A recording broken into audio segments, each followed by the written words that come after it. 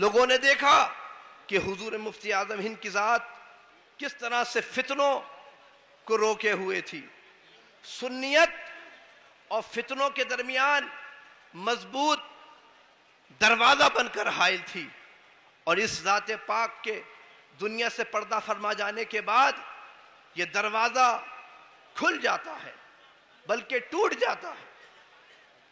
بخاری و مسلم کی متفق علیہ حدیث پاک ہے حاضرین محترم کہ حضرت عمر فاروق اعظم نے صحابہ کرام سے دریافت کیا کہ کسی کو فتنوں کے متعلق حدیث پاک یاد ہے؟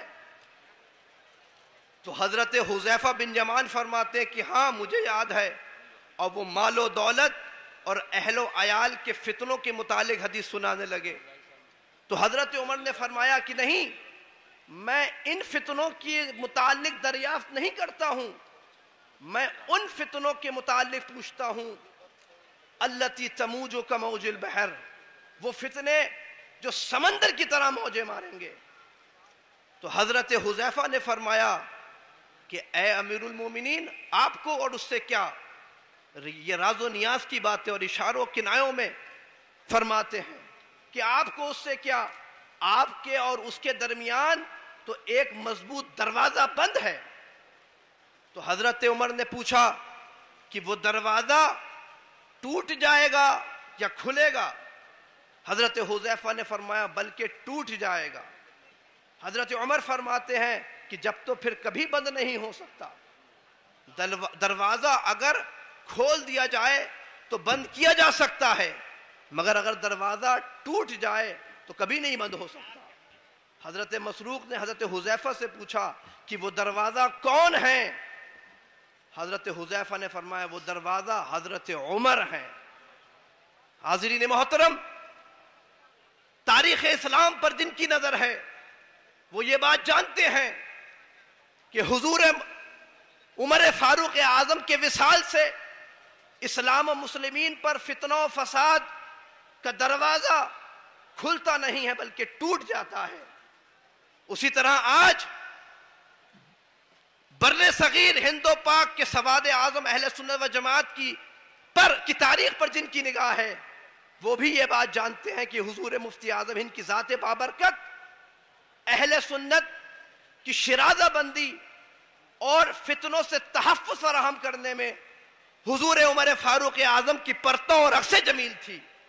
جس طرح عمر فاروق اعظم کے وصال سے اسلام میں فتنوں و فساد اور اختلاف و انتشار کا دروازہ کھلتا نہیں ہے بلکہ ٹوٹ جاتا ہے، اسی طرح بر صغیر ہند و پاک میں حضور مفتی اعظم ہند کے وصال سے اہل سنت و جماعت میں اختلاف و انتشار کا دروازہ کھلتا نہیں ہے بلکہ ٹوٹ جاتا ہے۔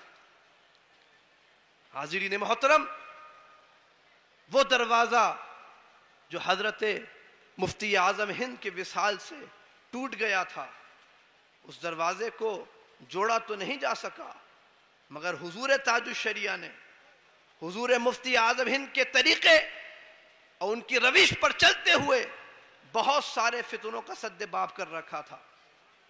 حضور تاج الشریعہ کی ذات بھی مفتی اعظم کی روش اور مفتی اعظم کے طریقے پر قائم رہتے ہوئے بہت سارے فتنوں کے لیے ایک مضبوط دروازہ بنی ہوئی تھی۔ بے شک بے شک، سبحان۔ اور آج حضور تاج الشریعہ کی وصال کے بعد ایسا محسوس ہوتا ہے کہ وہ دروازہ پھر سے کھلنا چاہ رہا ہے۔ حاضرین محترم، اگر آج بھی ہمیں اس فتنہ و فساد کے دروازے کو بند کرنا ہے تو حضور تاج الشریعہ کی طرح حضور مفتی اعظم ہند کے روش اور ان کے طریقے کو اپنانے کی ضرورت ہے۔ بے شک بے شک۔ اے رضویوں، مفتی اعظم ہند کے طریقے اور مفتی اعظم ہند کے روش کو نہ چھوڑنا مفتی اعظم کی بہت بڑی شان ہے، مفتی اعظم کی بہت عظیم شان ہے۔ ارے تاج الشریعہ مفتی اعظم کے طریقے اور روش پر قائم رہے تو عالم یہ تھا کہ محفل انجم میں اختر دوسرا ملتا نہیں۔ حضور تاج الشریعہ نے مفتی اعظم کی نقوش راہ کو حرز جا بنایا تو عالم یہ تھا کہ نگاہ مفتی اعظم کی ہے یہ جلوہ گری، چمک رہا ہے جو اختر ہزار آنکھوں میں۔ بے شک حضور سبحان تاج اللہ الشریعہ سبحان نے اللہ۔ مفتی اعظم کے طریقے اور روش اور ان کے اسلوب کو اپنایا تو عالم یہ تھا کہ جناب مفتی اعظم کے فیضان تجلی سے شبستان رضا میں خیر سے اختر رضا تم ہو۔ بے شک سبحان حضور اللہ۔ تاج الشریعہ نے حاضرین محترم ہمیشہ حضور مفتی اعظم کے طریقے اور حضور مفتی اعظم ہند کی روش کو اپنانے کی دعوت دی، اور آج بھی اگر ہمیں ان فتنوں اور فساد، آزمائشوں اور اختلاف و انتشار کا سامنا کرنا ہے تو حضور تاج الشریعہ کے طریقے اور حضور مفتی اعظم ہند کے طریقے اور روش کو اپنانے کی ضرورت ہے۔ بے شک اور اگر یہ نہیں کیا گیا تو میں خدا کی قسم کھا کے یہ بات عرض کرتا ہوں کہ اہل سنت و جماعت میں اختلاف و انتشار اور فتنہ و فساد کے وہ دن بھی دیکھنے کو ملے پڑیں گے کہ آج کے اختلاف اور آج کے فتنے ان کے آگے ہیچ نظر آئیں گے۔ ارے تاج الشریعہ کی طرح روش مفتی اعظم پر چل کر ہی اور طریق مفتی اعظم پر قائم رہ کر ہی لامرکزیت کا خاتمہ اور فتنہ و فساد کا انسداد کیا جا سکتا ہے، ورنہ یہ دور لامرکزیت اور دورہ فتنہ و فساد کا خاتمہ کسی طرح ممکن نہیں۔ علامہ ڈاکٹر اقبال کا یہ شعر بار بار میری زبان پر آ جاتا ہے کہ طریق مصطفیٰ کو چھوڑنا ہے وجہ بربادی۔ بے شک غور سے سنیں، طریق مصطفیٰ کو چھوڑنا ہے وجہ بربادی، اسی سے دنیا میں ہوئی قوم بے اقتدار اپنی۔ ارے ہندوستان کی سرزمین پر طریق مصطفیٰ رضا کو چھوڑنا بھی طریق مصطفیٰ جان رحمت صلی اللہ تعالی علیہ وسلم کو چھوڑنے کے مترادف ہے، کیونکہ مجھے بتاؤ وہ کون سی ایسی شاہراہ ہے جس پر مصطفیٰ رضا نے مصطفیٰ جان رحمت کے طریقے اور ان کی سنت کو چھوڑا ہو۔ مفتی اعظم، ہمارے مفتی اعظم کی یہ شان تھی حاضرین محترم کہ آج بخاری و مسلم پڑھنے والا اگر یقین و اذعان سے یہ کہہ سکتا ہے کہ میں نے مصطفیٰ جان رحمت صلی اللہ تعالی علیہ وسلم کے اقوال سنے اور پڑھے، تو اسی طرح حضور مفتی اعظم مصطفیٰ رضا کے شب و روز دیکھنے والا بھی یقین و اذعان سے کہہ سکتا ہے کہ میں نے مصطفیٰ جان رحمت صلی اللہ تعالی وسلم کے افعال و اعمال کا جلوہ دیکھا، اسوہ حسنہ کا پے کر دیکھا، صراط مستقیم کا پتہ دیکھا اور راہ خدا کا سراغ پایا، کیونکہ تیرے غلاموں کا نقش قدم ہے راہ خدا، وہ کیا بہک سکے جو یہ سراغ لے کے چلے۔ سبحان اللہ سبحان اللہ۔ حاضرین محترم، تو یہ یہاں پہ مصطفیٰ رضا مراد لے کر بھی پڑھ سکتے ہیں، اور پڑھیے طریق مصطفیٰ کو چھوڑنا ہے وجہ بربادی۔ آج بر صغیر میں بھی طریق مصطفیٰ رضا کو چھوڑنا بھی وجہ بربادی ہے۔ بے شک حاضرین محترم، اے رضویوں، مفتی اعظم ہند تاج الشریعہ کے طریقے اور تاج الشریعہ کی طرح مفتی اعظم ہند کے طریقے اور روش کو نہ چھوڑنا، اور مفتی اعظم ہند کے نعرے کو بھی مٹنے نہ دینا۔ اے ازہری دیوانوں اور اے تاج الشریعہ کے چاہنے ماننے والوں، جس طرح اپنے مرشد حضور تاج الشریعہ کی زندہ بادی کے نعرے لگاتے ہو، جس طرح بستی بستی قریہ قریہ تاج الشریعہ کے نعرے لگاتے ہو، وہیں پر تمہاری یہ بھی ذمہ داری ہے کہ اپنے دادا مرشد حضور مفتی اعظم ہند کا بھی نعرہ لگایا کرو، بے شک بے شک، اور فیضان مفتی اعظم ہند کی بھی زندہ بادی کا نعرہ لگایا کرو۔ زندہ باد۔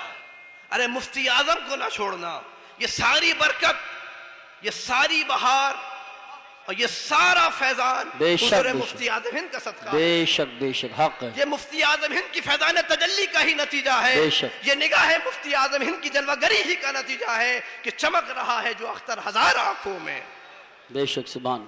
ارے رضویوں، رضویت مفتی اعظم کی روش کو چھوڑنے کا نام نہیں، رضویت افراط و تفرید کرنے کا نام نہیں، رضویت نہ مفتی اعظم ہند کے نام پر شریعت مطہرہ کی خلاف ورزی کرنے کا نام ہے، رضویت نہ مفتی اعظم ہند کے نام پر شریعت مطہرہ کی دھجیاں اڑانے کا نام ہے، اور نہ مسلک اعلی حضرت کے نام پر غنڈہ گردی کرنے کا نام ہے۔ رضویت جہالت اور حماقت کا نام نہیں، رضویت میں بڑا تو چھوٹا کرنے کا نام نہیں۔ حاضرین محترم، رضویت غیر ضروری اور غیر مہم مسائل میں نہ الجھنے کا نام ہے اور نہ فروعی مسائل کو اصولی بنانے کا نام ہے۔ رضویت علم و تحقیق کا نام ہے۔ رضویت اعلیٰ حضرت کے اقوال پر عمل پیرا ہونے کا نام ہے۔ رضویت حجت الاسلام و مفتی اعظم کے ارشادات کو حرز جاں بنانے کا نام ہے۔ رضویت حضور تاج الشریعہ کے حکیمانہ اقوال کی روح کو سمجھنے اور اس کی گہرائیوں میں اترنے کا نام ہے۔ رضویت مارارہ مطہرہ کے سادات کی غلامی کا نام ہے۔ ارے رضویت عشق و محبت کا نام ہے۔ بے شک سبحان اللہ۔ حضرین محترم، رضویت تفقہ اور فہم دین کا نام ہے۔ حضور سرکار اعلی حضرت کے دادا علامہ مفتی رضا علی خان رحمت اللہ تعالی علیہ نے